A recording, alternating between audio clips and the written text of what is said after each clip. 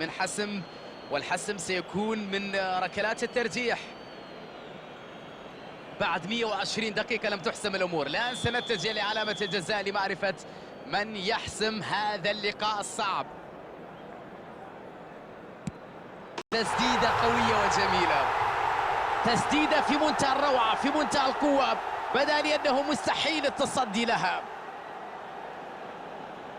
ميسي يتقدم لتسديد الركلة الترجيحية، يبدو أنه بثقة عالية. يا سلام على براعة الحارس، تصدي غير عادي للمرة الثانية.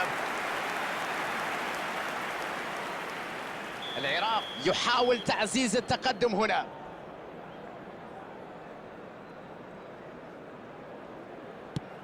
يلعبها في الزاوية اليمنى، الفريق يضاعف في الفارق الآن بعد التأخر بركلتين. إذا ضاعت هذه الركلة ستنتهي المباراة.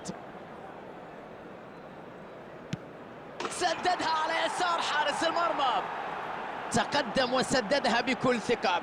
هذه ركلة جزاء مذهلة. مع هذه الركلة هل ينجح في تعميق جراح الخصم؟ الله على هذه اللقطة، على هذا التصدي المذهل من حارس المرمى. الدور الآن على ثالث اللاعبين.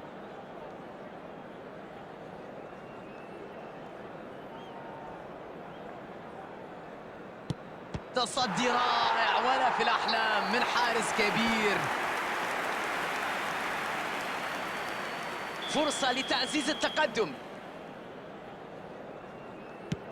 يتقدم الفريق الآن بفارق هدفين.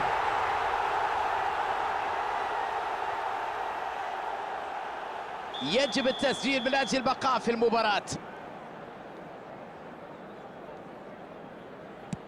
والآن تشتعل المباراة بهذا الهدف. الله، كرة في منتهى الروعة، خدع الحارس بطريقة بارعة، لعب الكرة في الاتجاه الآخر.